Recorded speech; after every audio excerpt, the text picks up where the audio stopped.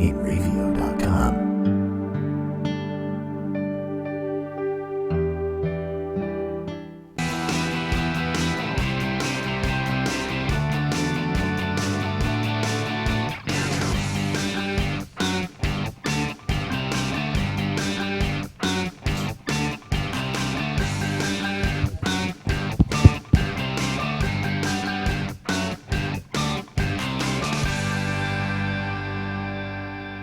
And welcome to the weekly show. I am Chuck.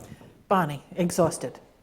Is that your middle name, Bonnie Exhausted? Yes, it is. It is. It's been a busy week. Yes, it has. So what did you do this And it was a busy day with the Yeah. whole back to school stuff, and I'm crazy. Yeah. Well, we are broadcasting live from Inravio Studio C in New York. And once again, welcome to the weekly show. We are live. So what did you do this weekend? Anything good? Absolutely nothing. Nope. Pretty much stayed in. But we've got a Well, really busy We week. did help Mom build some shelves again. Yeah, we did do We are some of that. shelf building fools. I'm telling you, we work on everybody else's houses but ours. Well, no, we're working on ours too. Yeah, a little bit. A little bit here and there. Well, so we, had a good weekend. We did a lot of stuff, but we relaxed a little bit, which is what we should do. Now, of course, it's what? The first day of fall, right? And that's the whole big Is thing. that today or is that Isn't yesterday? that today? That's today, right? I don't Today's know. the first day of fall or something. So, yeah. I'm not looking forward to it. I want it to be I like fall. Still summer. I like fall. I like summer. I know. I like fall I like summer. because its weather is nice. It's a nice little chilling. It's a little nip in the air, but not crazy. It's kind of cool. Everything smells nice. So if we could have summer and fall, we're good. Oh, I go spring, summer, fall, spring, summer, fall. Just cut winter out completely. Well, I'd rather have like summer, fall, summer, fall, summer, fall, summer. Yeah, you don't Yeah, like because then spring? you get some good boat weather. But I like spring too. But it's kind of like fall, just the reverse. Yes, but see, the leaves are coming down in fall, and in spring you get flowers. Ah, okay. So spring, summer, spring, summer, spring, summer? No? I don't know if I want to stick for, all right, so we do it spring, summer, fall, summer.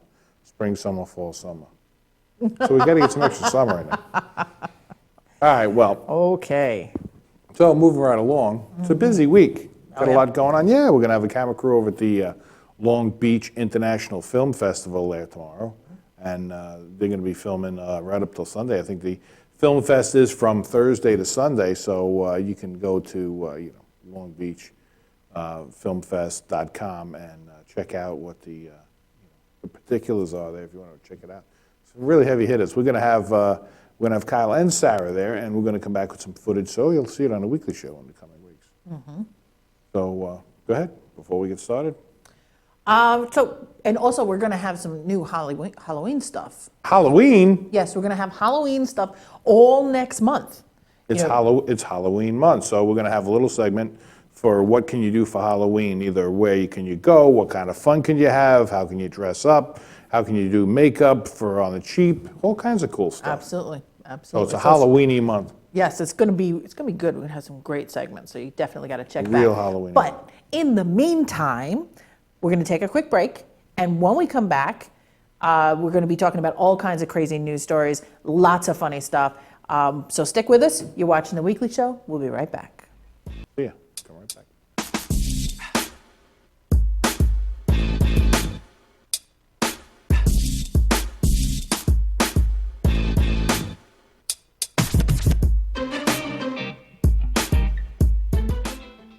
Hey, this is Chris Les Jake, and if Inravio.com spots you at an event wearing this bracelet, they will give you $100.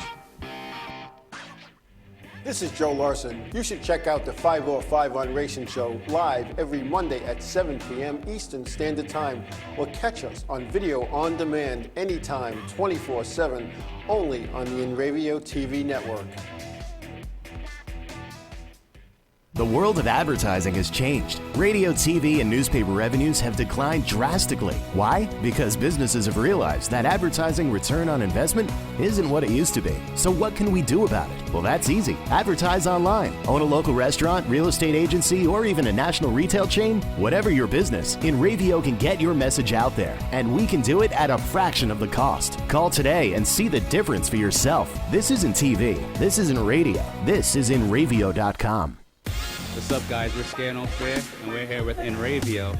If they catch you at a show with one of these bracelets, you will win $100. That's a lot of money. So get a bracelet. Do whatever it takes to get that. Hit them up online.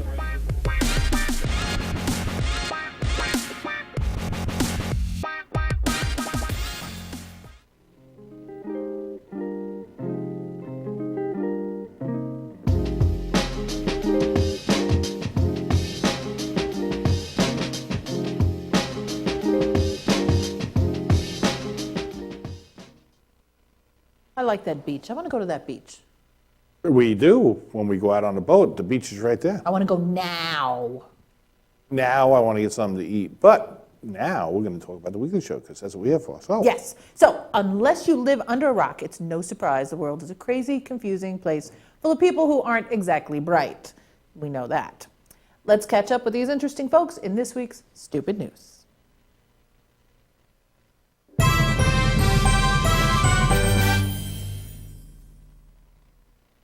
Okay. So, convenience store chain 7-Eleven announced a new delivery service. Gotta love it. This service includes an offered $20 date night pack. It contains ice cream, candy, Red Bull, and condoms. Sounds like a good party to me. there you go. Okay. So the convenience store chain, which earlier this month announced a delivery service in some markets in in partnership with startup DoorDash, rolled out its first delivery convenience pack. Options include the date night pack, which we just talked about. And then there's another one which costs, there was a $20 delivery fee on that one also. And $2 delivery fee. Yes. Plus includes a container of Ben & Jerry's chocolate chip cookie dough ice cream. and a Hershey's chocolate bar, a can of Red Bull, and an 18-pack of Trident gum and 3 Trojan ultra-thin condoms. What if you don't want ultra-thin? Can you substitute? Anyway, they have another convenience pack that's called the Hangover Pack. That one contains extra strength acetaminophen, a fruit punch Gatorade, a large pepperoni pizza, and a sandwich containing smoked turkey and pepper jack. I think if you add in a bag of chips, then it's the party pack, the stoner pack. Okay, so according to 7-Eleven's Vice President of Innovation and Omnichannel Strategy, he says the packs aim to redefine convenience. The delivery options are currently available in Los Angeles, Chicago, and the New York boroughs of Manhattan and Brooklyn, but that's it. So if you live anywhere else, unfortunately, you're going to have to wait. It's just not in your area. It's not in our area either, unfortunately, because I think that would be kind of cool to have them deliver stuff to you. I mean, they are the convenience store, you know? Yeah, but I mean, that's, $2 delivery, not bad. No, that's not too bad. So you call up and order, and it's $2 delivery, so if you call up and order a couple of big gulps, some hot dogs, some... I don't know if they add in all the other stuff, or if you just have to call in and say, I want the date night pack. I want the stoner pack. Oh, I thought you could call up and deliver anything. I don't $2. think so. I think it's just a specific Dude, pack. give me the stoner pack, man. That's like 2 bags of Doritos and some That's Cheetos. like a $40 delivery charge. Far out. You notice it's the stoner pack is all the stuff that end in toes. Doritos, Tostitos. Fritos, and then add in a bag of Funyuns. What the heck? Bag of Funyuns and some pretzels. Yeah. And one of those chocolate-covered cherries. Just one? Just one. That's Got dessert? to top it off, right? Right. Okay. Well, for about 7,900 yen, or about $65, it is now possible in Japan to hire an attractive man to come to your workplace and gently brush away your tears as you weep. If you need help getting the waterworks flowing, he will also patiently sit in your cubicle and watch sad videos with you until you cry. Is that a thing you have to do? The Tokyo-based company, roughly Handsome Weeping Boys is basically what it is, offers an, keep going. Weeping Boys offers an online book of prospective tear wipers. One appears ready to scrub those tears away with a toothbrush. But hey, maybe some people are into that. Toothbrush. Crying Together is the latest experience available for purchase in Japan, once reserved only for people with at least some prior acquaintance with one another sex, obviously, but also cuddling, watching TV, or cleaning up your apartment after you die alone in it.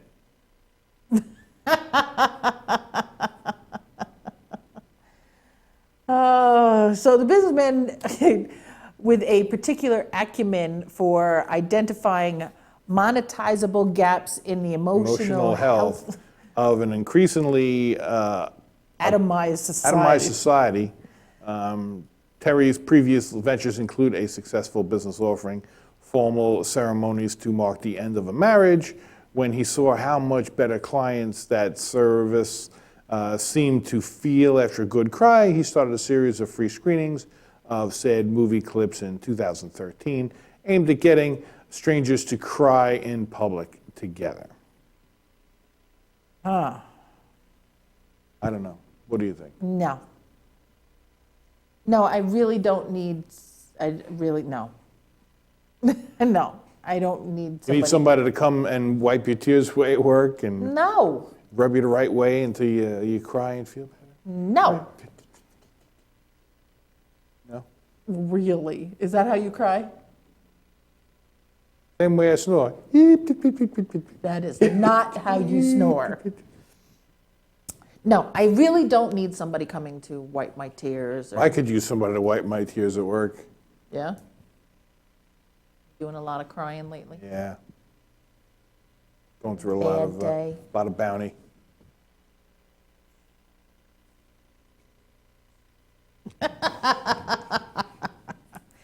Yeah, no, I don't think so.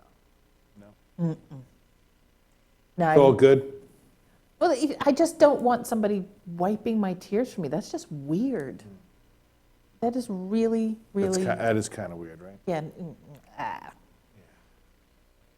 No, that's not my my Not idea your of fun. not your cup of tea, is it? Not at all. All right, so I think we need to move on because I'm kind of weirded out by that whole thing. let's move on. Yeah. All right, so when we say expensive sandwich, you might think truffle-encrusted filet mignon on a bun dusted with gold, but not this time. Here's a sandwich that will force you to think about where your food comes from. Really, really think about it. There's this guy that he decided that he was going to figure out how to make a sandwich completely 100% from scratch, okay? And I mean 100% from scratch.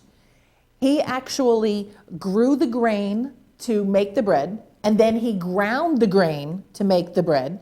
He actually raised the chicken or the cow or whatever it was that he put in the sandwich and had it like slaughtered and to make the meat.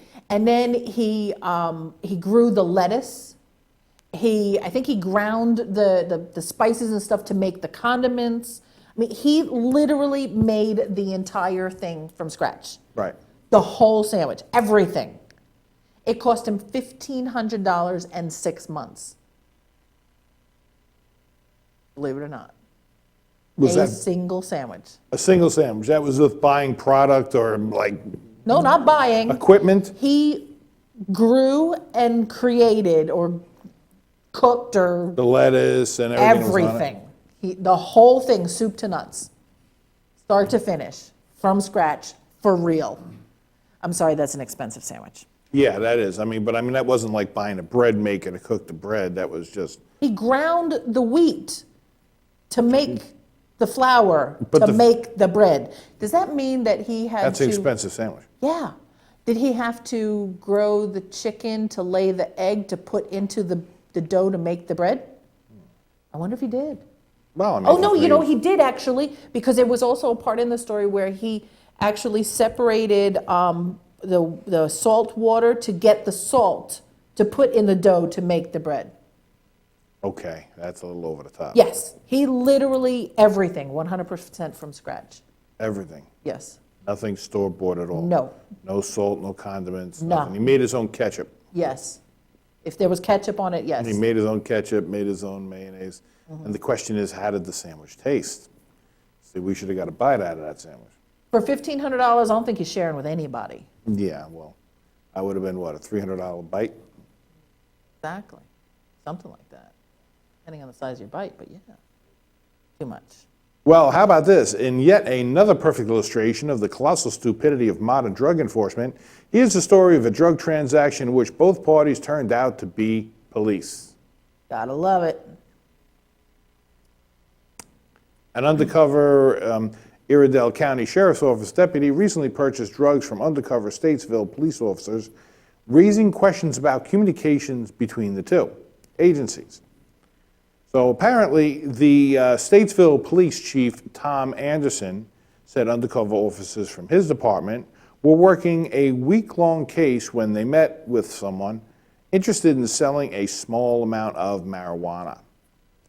After the arrest, investigators from the sheriff's office arrived and confirmed the seller was an undercover deputy and he was released, Anderson said. But Statesville Record and Landmark, Peter Gunther gets it right. He says, good thing they were able to stop the small amount of marijuana that they were selling from reaching the streets.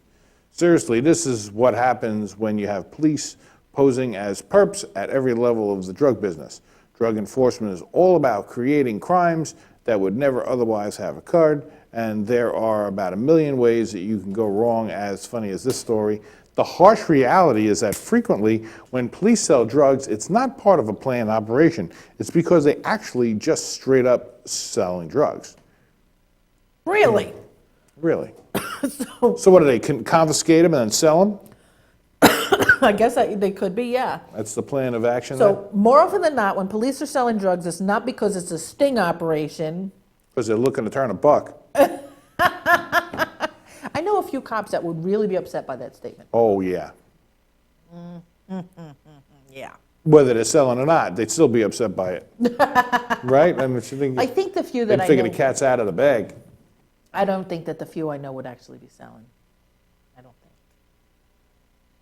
Well, I think we should take a quick break. You think so? I think you're right. All right, sounds good to me. So let's take a quick break. When we come back, we're going to have a whole bunch of extra stupid news. Plus, we've got the Fold Festival with Fold Festival Ultra. with Ultra and Sarah Martin. We have the Glory Days guys with their 2-minute warning. And 5 off, 5 on. Joe Yes. Larson, he's going to have a little racing update. Absolutely. All right, so We'll be back after we'll this be back in message. just a minute. Stay with us.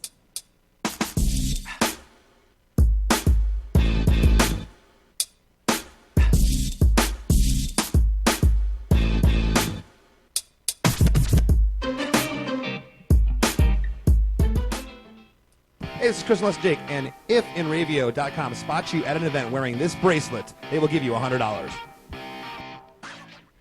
This is Joe Larson. You should check out the 505 on Racing Show live every Monday at 7 p.m. Eastern Standard Time, or catch us on video on demand anytime, 24/7, only on the InRavio TV network.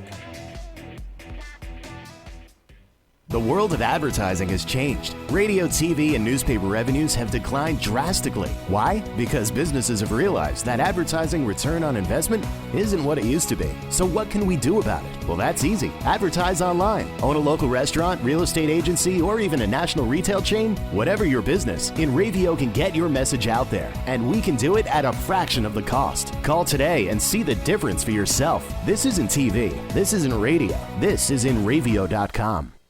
What's up, guys? We're Scano Fair, and we're here with Enravio.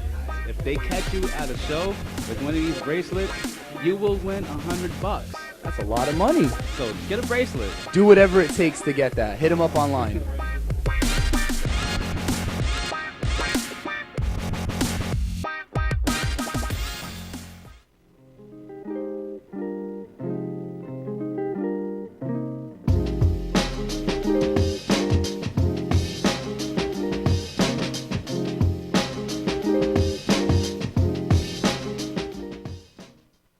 Welcome back. Okay, so I think we should just get right back into it because we've got a whole bunch of stuff we still got to cover yet. Okay. All right, so Randy Richardson. You ever heard of him? No, I have not. Okay, well, I'm going to tell you all about him. Randy Richardson juggles his job at a bean processing plant and his duties on his farm in rural Iowa. He has 2 school-age children, and administrators in his community of Riceville asked whether he would consider campaigning for a position on the local school board. He agreed and ran unopposed, believe it or not. Gotta love it. But on election day earlier this month, Richardson was too busy hopping between his maintenance work at the processing plant and chores on his farm to head to the polls. Well, apparently others were as well. Richardson lost the election because no one voted for him, or anyone for that matter. None of his area's 122 registered voters actually cast a ballot. Across the entire school district, only 36 people voted in total. So Riceville, with a population of 500, which they sit close to the Minnesota border and is home to many Amish and Mennonite families, which typically don't take part in elections anyway, it was reported that many voters in the farming community actually stayed home to tend their crops on voting day, including Richardson. Fortunately for him, members of the newly elected school board are poised to give him a vote of confidence. They plan to appoint him to the board anyway. So he's going to get the job. Can you imagine nobody, nobody votes for you? Yeah, right. I mean, that's, well, that's odd when they don't vote, period, because everybody's tending the crops. Yeah. But, I guess you really can't be upset that nobody voted for you. No. Because you didn't vote for you. Exactly. You didn't say, let me put the hose down And go vote for myself. and go vote for myself. I mean, it is the vote thing, it's what we Right. should be doing. So. Yeah. Oh. I Right, can't so imagine it- that. So only 36 people voted at all. Well, you only got 122 No, registered 500 voters. Well, yeah. True. Population of 500, but 122 registered voters, so yeah. Wow. You're like, man, the hell with it. It's only the school. It's probably only 3 kids going to the school. Well, what are those other 400 and something people? Maybe they're farmers. They're out in the farm. I guess playing. it could be the Amish people, yeah. Could be the Amish people, right? All right. All right, so we're gonna have to. We're gonna go to Sarah now, right? Yes. She's at the was at the Fall Festival here in Long Island, New York, and Chatting with Ultra. Chatting with Ultra. So we're gonna check out Sarah's interview. What do you got for us?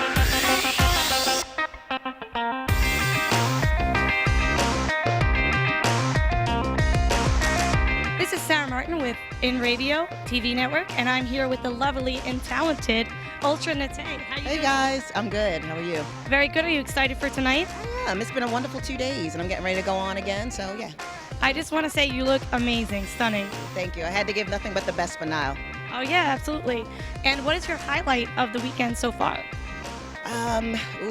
Man, it's been so many. It's hard to kind of narrow it down. Like being in this kind of collaborative effort with artists of this caliber, the whole thing is overwhelming. You just kind of want to sit back and take stock of it, soak it all in, and that's what I'm doing. Well, that's awesome. And what are you going to be performing that you love the most tonight?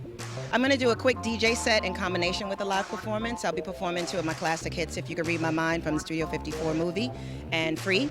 And I'm going to, throw a couple beats in there in the beginning and mix it up, just kind of get the party started, get everybody dancing.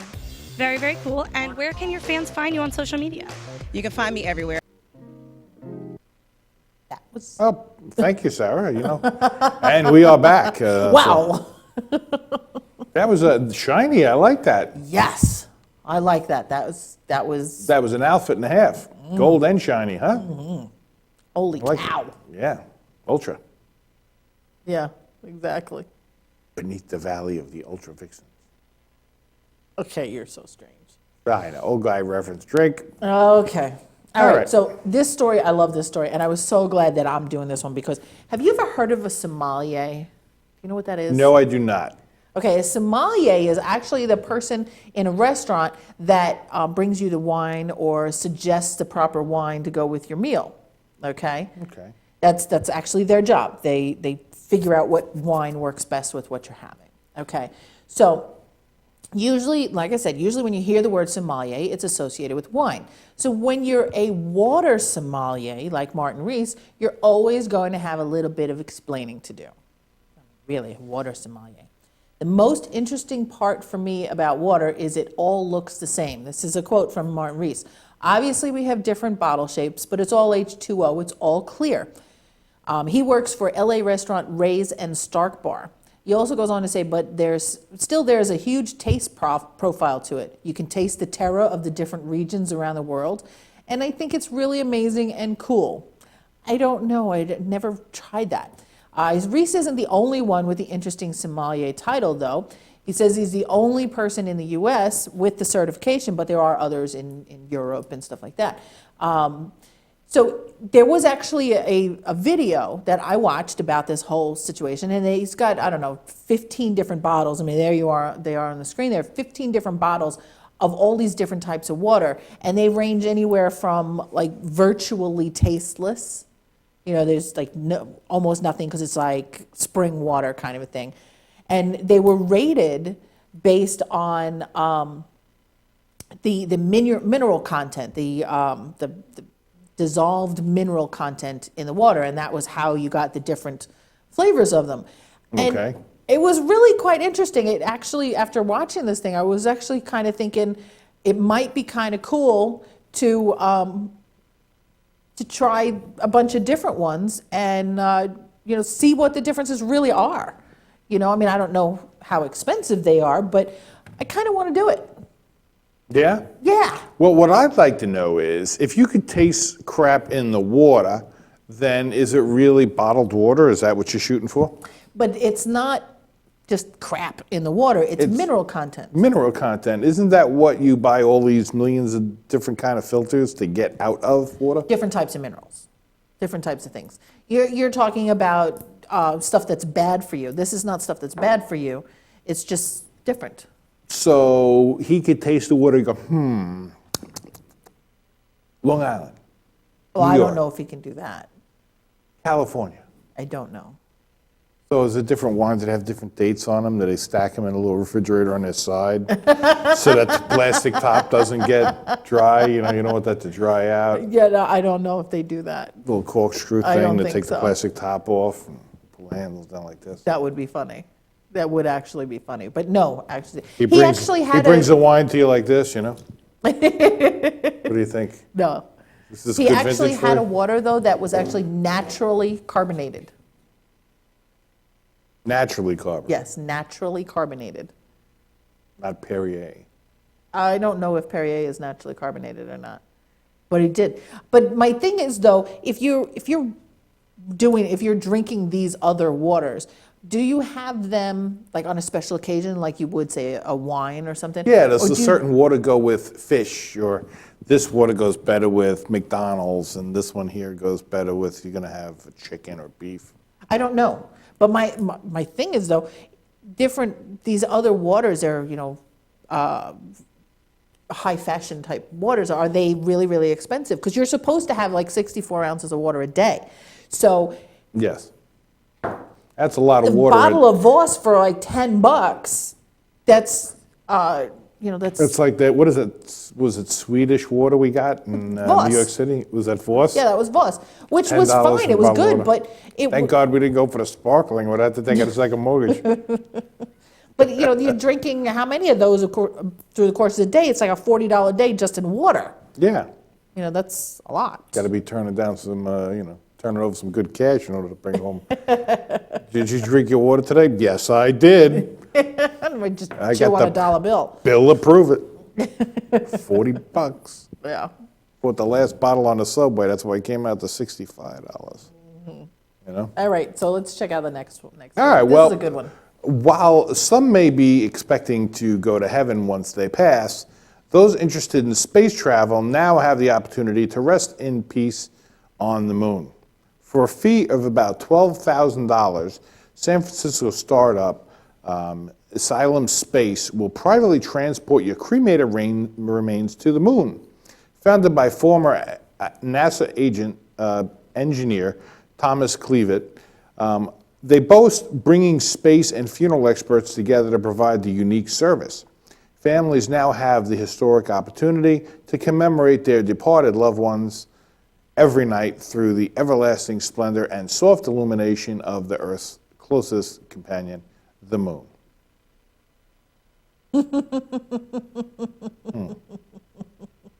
Apparently, although the company was founded in 2013, the service was only offered in August of 2015 after Asylum managed to seal a deal with space logistics company Aerobotic Technology. They're currently taking orders, and the first batch of ashes will travel to the moon on Griffin Lauder spacecraft, S Robotics' inaugural lunar mission in 2017.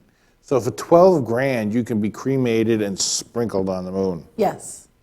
I got news for you. If you really want to have it done, you can contact me through the Weekly Show email. I'll do it for 7 grand, and I'll even, slip a 6-pack in there for the family.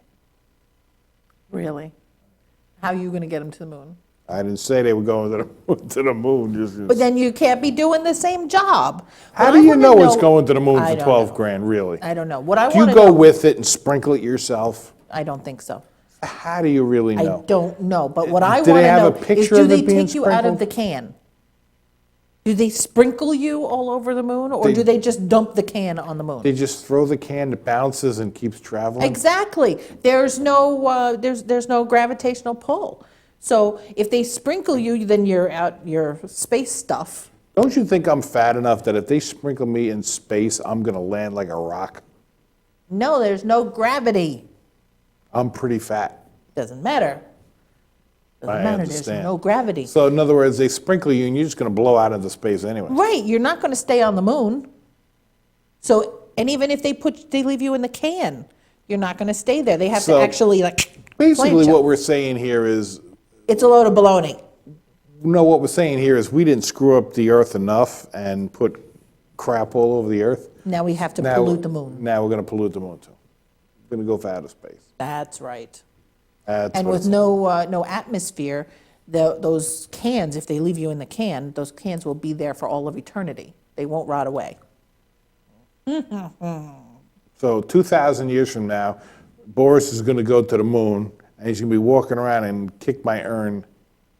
Yeah. You want to go to the moon? I don't think so. No? That was you. Okay. No, I don't think I'm going to the moon. No, you don't want to go to the moon? Bang, zoom, you're going to the moon, Alice. New old guy reference. New old guy wrote drink. Mm-hmm. Oh, that was a good one, though, right? Yeah. All right, so moving right along. A Massachusetts man who kayaked 3.5 miles in an 817-pound pumpkin said his aim was to set a world record and raise awareness of agriculture. The 42-year-old Todd Sandstrom climbed into the 817-pound pumpkin on the 5th of September and paddled 3.5 miles down the Taunton River, falling short of his goal of 7 miles. Sandstrom, who posted footage of his journey on YouTube, said he believes his Taunton Great River Pumpkin Run still qualifies as a world record for longest journey in a pumpkin boat, and he has submitted the feat to Guinness World Records for approval. He's quoted as saying, "I'm still in awe of the amount of pain that I pushed through to get it done." The pain, okay, interesting. I'm wondering, where the heck did he find a 817-pound pumpkin? That's my big question. Yes, and then the other question that you have with it as well is, I really didn't, you got to hollow it out, but 817-pound pumpkin, didn't know that would float. Oh, sure it would. Of course it would. Yeah? Yeah. Even with him in it? Sure, why not? It's like a boat. With a person in it? Why not? A ship weighs more than 817 pounds and it floats. Sure. Well, no, see, my first question is, where did he get an 817-pound That's a big one. pumpkin? My second question He might have is, been in the Guinness Book of World Records for having the biggest pumpkin. no, no, the biggest one is over 1,000 pounds. Is it? Yes, but my second question is, okay, he had to hollow it out because it's a boat. So he had to hollow it out so that he can sit inside of it. But how much gooey stuff is in there? Yeah. And what did he do to make it so that it was sturdy enough that it wouldn't just collapse? Just wouldn't roll. No, just that it wouldn't collapse with him in it. Because if you take too much stuff out, it would just go. Cave in, yeah. Yeah. So that means he had to leave a lot of pumpkin. And was in there a name to the pumpkin? I don't know. Was it the USS Pumpkin, Polly Pumpkin? Did it have a name? orange boat. Orange Boat. Orange Crush. There you go. There you go. Well, how about this one? Mike Carmichael simply wanted to do something weird when he and his 3-year-old son slapped a coat of paint on a baseball in 1977. The Central Indiana resident stuck with painting the ball, which grew large enough to make it into the Guinness Book of World Records in 2004. At the time, it was 9 feet across, and the record was an estimated 18,000 layers of paint. Now, Carmichael, 68, figures he is at close to 25,000, although he never set out to break the records. The ball now measures 14 feet after Carmichael, his family, friends, and even visitors added more coats of paint over the last several decades. At its last weigh-in 2 years ago, the sphere, ever-changing colors, was about 5,000 pounds. I was always doing something weird, so I wanted something different to do, he said, the soft-spoken self-employed painter. So he had no idea it was going to get this big, this popular, or this heavy. Carmichael keeps the ball in a custom-built structure on his property in Alexandria, a town of about 5,000 people, about 40 miles northeast of Indianapolis. The roadside spectacle attracts about 12,000 visitors a year. Some just want to gawk, while others who call ahead and schedule an appointment grab a paintbrush and get to work so that they can claim a hand in the ongoing record. The ball is not a moneymaker, although Carmichael sells t-shirts and jewelry. Everyone who paints gets a certificate, while every donor receives a paint chip from the project. The ball, which now looks more like a giant gourd, hangs from the ceiling with heavy chains and an industrial hook. A mirror beneath it ensures the painter does not miss a spot. A photo hanging in the ball house shows Carmichael's son, Mike Jr., during the first paint job almost 4 decades ago. Now 42, he lives nearby and still pitches in with color makeovers. Carmichael Sr., another painter every day, although his wife Glenda resigned when the ball got larger. It's a job now, she said with a smile. And that's it. I mean, that's a huge ball right there. Yeah. That's a ball and a half. Can you imagine? Every day. How much paint painting is a on that baseball? ball? I don't know. I don't even know how many gallons it would have had to have taken. Even better. How would you like to have a house for your ball? Now, Where's the ball? In the ball house. Where else would it be? If you're going to have a ball, you might as well put it in the ball house. sure, why not? The ball house. Yes. The house for the ball. Who would think to paint a baseball every day? That's a lot of paint. It is. How much paint, how much money did that paint cost? So he's a house painter, so every time he wanted up an extra paint, just put it on the ball. I guess. See, I would get tired of brushing it on or rolling it on. I would just start dumping the paint can over it. You would think, right? Yeah. I'm guessing in the early stages, it probably could have just dipped it. I guess. I like the just pouring it on thing. Well, it does look like a gourd now, so Yes. I guess it looks a little weird. Well, this is a happy story. You're going to like this one. Okay. Yeah, this one. A Washington State animal rescue group said a pair of lost dogs were found with one of the canines keeping watch over its friend was trapped in a cistern. The nonprofit Vashon Island Pet Protectors Group said it posted pictures of lost dogs Tilly, which is a setter, and Phoebe, who's a basset hound, to the group's Facebook page. and received a tip on September 14th that a reddish dog matching Tilly's description had approached a person on their property several times before heading back into a ravine. It's just so like Lassie, just walking up to somebody and whip, yip, yip, and then running away. So a follow-up Facebook post said VIPP volunteers searched the ravine and heard Tilly bark a response when they called her name. The rescuers followed the bark and discovered Tilly actually laying beside an old cistern with her head resting on the concrete wall. How sad is that? So with heart sinking, they knew that meant Phoebe was inside the cistern, and every breath was held and every doggy prayer offered that the peak over the rim would somehow find her safe. Luckily, they did. The rescuers looked into the cistern and gratefully discovered Phoebe perched on some concrete rubble that held her out of the water. So she's just sitting there, all sad. The group said both dogs were cold and hungry, but otherwise healthy. Officials said they believe Tilly kept watch over Phoebe for days, leaving for only a few minutes at a time to try to find help for the trapped basset hound. They call her a true friend and a humbling example of the power of love. How sweet is that? That's very nice. Excuse That's a me. team effort right there, is what you Absolutely. That is just too sweet to think of this little dog just hanging out, trying to help her friend. Oh, Tilly, you're so sweet. All right, on that note, I need to get Verklempt. control of myself. Maybe I need a little weeping boy to come Get and the wipe my weeping tears. boy? Yes. Oh, piss boy. Weeping boy. So Old let's- guy reference. Drink. Yes, let's take another quick break. Don't you dare touch that stream, because when we come back, we have the sports update brought to you by the Glory Days show, another awesome game of Fact or Fiction, which of course we all love, Right, I forgot about Fact or and Fiction. some racing news from Joe Larson at 5 off, 5 on. Stay with us. We'll be right back. Yes, we will.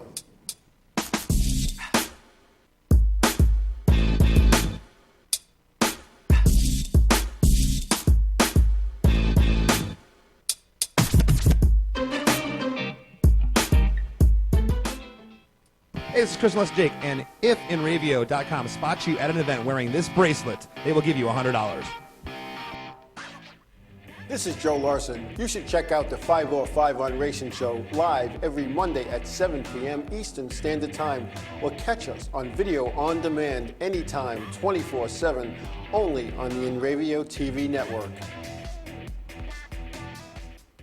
The world of advertising has changed. Radio, TV, and newspaper revenues have declined drastically. Why? Because businesses have realized that advertising return on investment isn't what it used to be. So what can we do about it? Well, that's easy. Advertise online. Own a local restaurant, real estate agency, or even a national retail chain? Whatever your business, InRavio can get your message out there, and we can do it at a fraction of the cost. Call today and see the difference for yourself. This isn't TV. This isn't radio. This is InRavio.com.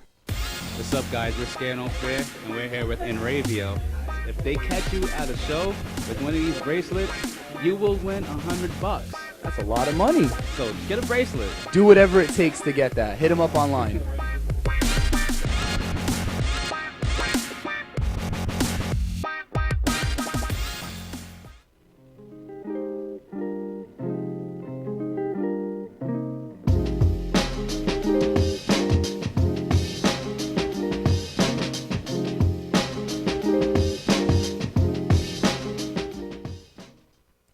Oh, welcome back.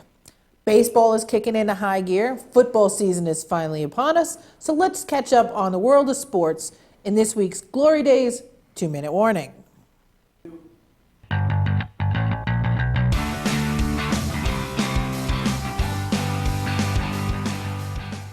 Hello again, everybody. We're Bruce and Disco from the Glory Days Show, and this is your InRavio Sports 2-minute warning. During the summer, we reported that Jets cornerback Darrelle Revis's mother was denied access to a party hosted by New England Patriots owner Robert Kraft, in which members of the Super Bowl champions were given their championship rings.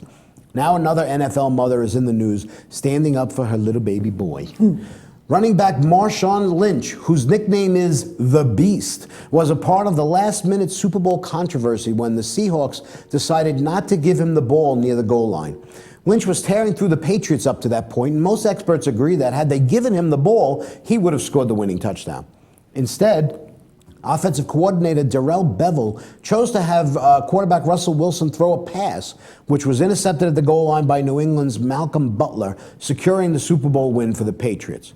On Sunday, the Seahawks were faced with a similar situation on 4th and 1 in overtime against the Rams. This time, Bevell called Lynch's number, but he was stopped short of the goal line, and the Rams won the game. According to Lynch's mom, Delisa Lynch, they needed to fire Bevell. Yeah, I see. Delisa posted comments on her Facebook account on Monday accusing Bevell of purposely calling a play that he knew Marshawn wouldn't score on, so they would justify why they didn't call that on the same play in the Super Bowl, saying that he was the worst play caller ever and that he should be fired. The Facebook rant, loaded with misspellings and grammatical errors, went on to say that she loves the team, but that the Seahawks love that play caller more than a win. This might cause a little awkwardness for her son Marshawn in the locker room, but I guess she has to speak up for him because, as we saw in the previous 2 Super Bowls, which cost him almost $500,000 in fines, he doesn't like to speak for himself. I'm real happy that my mother's not on Facebook. Me too. You can get the lowdown on what's happening in sports and more on the Glory Days show with Bruce and Disco every Saturday morning at 10 a.m. here in the East, only on the Enravio TV network. This has been your Enravio Sports 2-Minute Warning. I'm Paul Discofani, that's Bruce Oler, and you have been warned.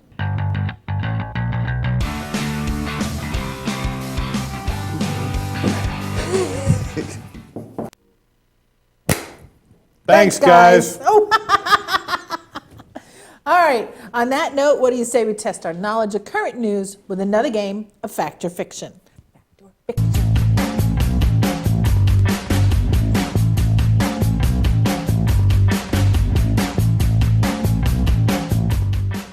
All right. A man with a fetish for children's playground equipment has been banned from going anywhere which has a slide. Fact or fiction? I'm going to say fact. It sounds stupid enough to be fact. There you go. It's true. Really? Apparently, Christopher Johnson, who is 46 years old, lives on Osberg's Road in Stoke, wherever that is, was arrested after simulating a sex act with a slide at Stoke Green Park in Coventry. It's his second slide-related offense. The order bans him from attending any location, including parks, leisure centers, swimming baths, lidos, or recreation grounds where there is a slide. Okay. All right, here's another one. The hacker group Anonymous has disclosed tentative plans to sell ISIS-branded thongs and G-strings in an effort to rile the terror group also known as the Islamic State. Fact or fiction? I love it. It's fact. It is fact. Wow. That's got to be. I mean, awesome. Get him. Go after him. Get him. Anonymous tweeted out a picture of the skimpy underwear emblazoned with the jihadist distinctive black flag as an apparent show of disrespect. Whatever your opinion of Anonymous may be, you have to give some credit to anyone willing to troll ISIS. Okay. Following in the footsteps of New York City, the greater Des Moines area was abuzz with excitement Monday as Iowa's annual Fashion Week officially kicked off, opening a busy 7 days of runway shows and clothing exhibitions showcasing Iowa's hottest new styles from the state's premier apparel and footwear designers. Fact or fiction? Fiction. Fiction, okay. It is fiction. It's all right, because I completely lost track of that story as I got about halfway through. I did too. That's why I guessed. All right, I think I need to actually take a quick break and kind of recharge the brain because I lost my space there altogether. So we're going to take a quick break, and when we return, we'll talk to Joe Larson about the latest news in racing and NASCAR and all that kind of stuff with this 5 off, 5 on segment. So stick with us. We will be right back.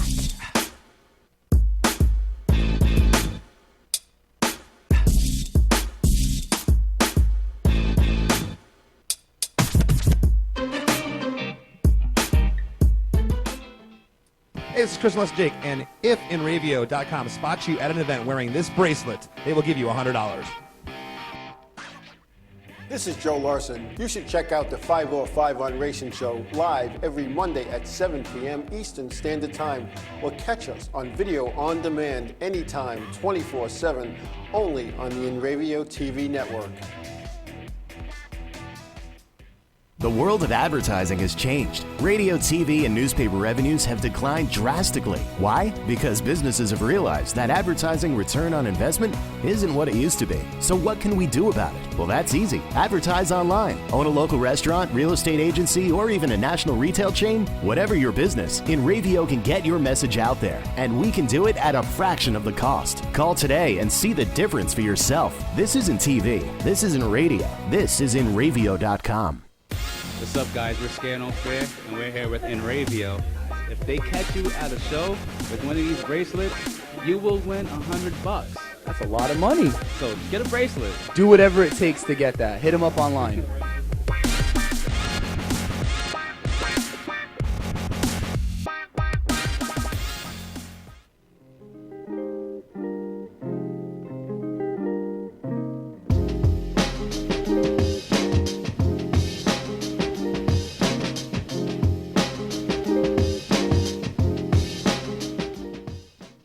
Welcome back. All right, we only have a little bit of time left, so let's check in with Joe Larson and see what's new in the world of racing with the 5 on, 5 off update.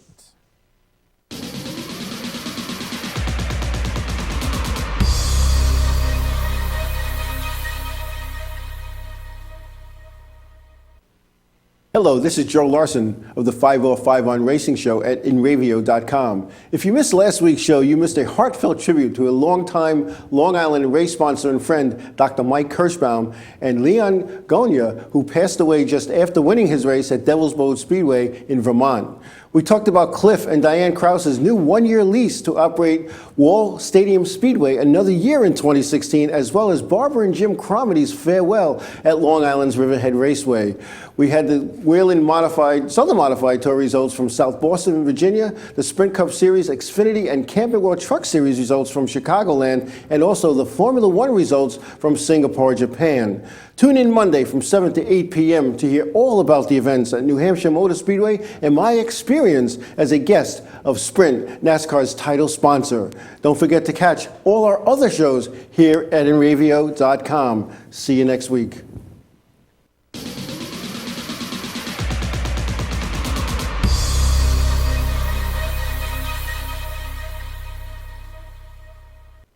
Thanks, Joe. It's a shame to hear about Leon passing away, 63. But I guess as a race car driver, if you have to go after winning a race and taking the checkered flag and holding a checkered flag in your hand, driving around the track on your victory lap and going that way, that's the way to go. That's the way to go. As a race car driver, absolutely. Yeah, I think that's a race car driver's dream. All right, so we got a couple more stories. Are we done? Moment of silence. Okay, got a couple more stories, and we got to rush because we're running low on time. And I like this one. A prison inmate nearly escaped after using a piece of thread and toothpaste to cut through an iron bar in Florida. Gotta love it. The creativity. Walton County Police said that 26-year-old Chase Corville was caught trying to escape from prison by cutting through the iron bars. Ironically enough, he was using, as we said. According to police investigation, an officer who was inspecting the facility around 5 a.m. on Sunday was given a note by an inmate. That lying cheat. He said that Corville was trying to flee by cutting through the bars of the window. The inmate complained that he could not sleep because of the noise of the cutting. Officers went into Corville's cell and found him looking out the window. That's all he was doing. During a search, they found a large crack on the window and one of the iron bars was nearly cut through. Police also found a thread from a blanket covered with toothpaste, which was used to cut the iron bar. Okay, all I can say to that is I'm frightened of my toothpaste now. To think that you can actually cut through a steel bar with a thread and toothpaste, I'm sure it takes forever, but still, to think that that's even possible. Toothpaste has a very small amount of abrasive in it. I know. I mean, that's what it needs to clean your teeth. And that small amount of abrasives, like if you've ever had a piece of fine furniture or something like that that's finished, that may have a little bit of a stain on it. We use it a lot of times for guitars. When you wax a guitar and you polish a guitar, sometimes where the arm normally sits on the top of the guitar is a sweat mark that does not want to come out.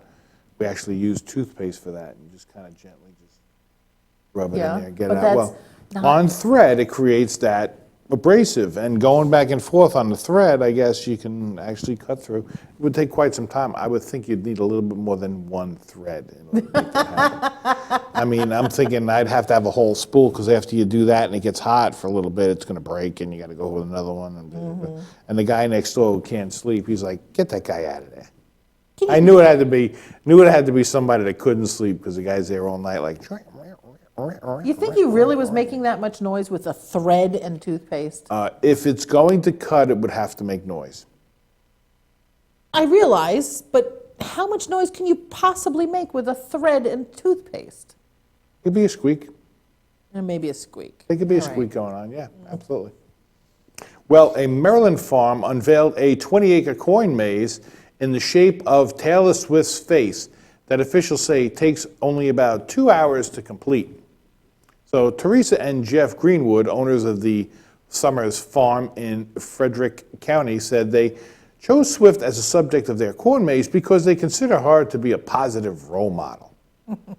We chose Taylor Swift because we feel she represents great people. She's a good, honest person. She treats people amazingly, and that's what we are all about, Jeff Greenwood told the TV studio there. He said the slogan above the pop star's face, "Dare to be different," was chosen to accompany Swift because that's what she is. The Greenwoods say the maze takes about 2 hours to finish and contains several clues in the form of Taylor Swift's trivia questions. The clues are about her. If you answer the clue the right way, you go the right direction in the maze. If you answer it wrong, in the wrong way, you get lost even more, Jeff Greenwood said. Swift posted an image of the corn maze to Instagram with the caption, "Lawn Goals." The maze opens to the public September 26th and will close after November 1st. Admission costs $8 on weekdays, $12 on the weekends. They're giving out free popcorn if you mention it in radio. Go talk to Jeff and say, "Chuck said I'm going to get free popcorn if I mention I saw it on the radio." Uh-huh. All of you, as you go there, get free popcorn. Okay. Sounds good. I want to go. Well, I want to be the one to cut it down. Really? Yeah. Why? Because it's just a good way to take Taylor Swift out of the mix. You're terrible. She's not a bad person. No, you don't think so? No, I don't think she's a bad person. You may not be into her music, but I don't think that she's a bad person. I think she's got some good tunes. She's very poppy. So. It's not your style, I get it. I'd like to check out the corn maze, though. I mean, it takes 2 hours to get through it, and they can manage to get you lost with the trivia. I think that's a great idea. You know, I mean, add a little something to it. We'll have to send our own Kyle Melnick out there and get him lost. Get him lost. Yeah, I don't think he could answer the trivia questions. Nah, he's done. We'll have to have a phone a friend option. And He won't call, come. He won't come out, and they'd have to airlift him out, or just cut the thing down and let him walk out. Where is he? I don't know. Just cut the stuff think down he's in carefully. the head. He's in there somewhere. I think he's in her head. All right, I think we have time for one more story. Yeah, and as long as we're quick. Okay, go ahead. Martin Strel actually swims with a knife strapped to his right leg in case he encounters sharks, vampire fish, which I've never even heard of, and other deadly marine life in the world's wildest waters.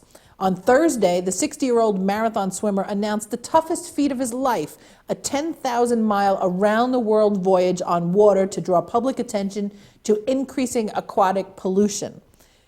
He also said he's going to do it for peace and love. He aims to circle the globe in about 450 days, starting in Long Beach, California on March 22nd, and passing through oceans, rivers, canals, and other bodies of water in more than 100 countries. He'll swim for about 5 to 12 hours each day, depending on the weather and the changing currents. An escort boat will offer emergency support and space for small breaks. But first, Strel took a demonstration 2.2-mile dip in a choppy, rain-swept New York harbor on Thursday, taking 63 minutes from the Statue of Liberty to a marina near the World Trade Center. That sounds like he went really, really far and in a really, really fast time, I'm thinking. I'm not really sure, but I don't know. I think that spending 400 some odd days swimming around the world is just a little too much for me. And I'm thinking whatever knife that he can possibly have strapped to his leg is not going to save him from a shark. Yeah. And last thing I want to do is... It might deter him or just upset him even more. Yeah. And the last thing I want is to be in like 10,000 feet deep water. He's got follow boats anyway. So. Yeah, sharks are faster. He gets into trouble, it plop him out of there. Yeah. Hopefully he's only on the first... The first bite, yeah. 1, 2, 3. Well, let's wish him the best. I think it's a great cause. I think it's wonderful that he's doing, but I can't... Oh, God, yeah. It's a good way to raise awareness, that's for sure. Of something. How crazy you are, maybe? I don't know. All right. Well, I think that just about does it for us, but we'll be back next week from 7 p.m. Eastern Time at nradio.com/live with more stories. Be sure you're following @nravio on Twitter and liking our posts over at facebook.com/nravio. Exactly. And don't forget to check us out at the Long Beach International Film Festival if you want to come down. Yep, pop by and say hi to Kyle and Sarah. And Sarah, yeah, we'll be down there tomorrow at Long Beach, so that's it for us. That's it for us. See you later. Bye. Take care.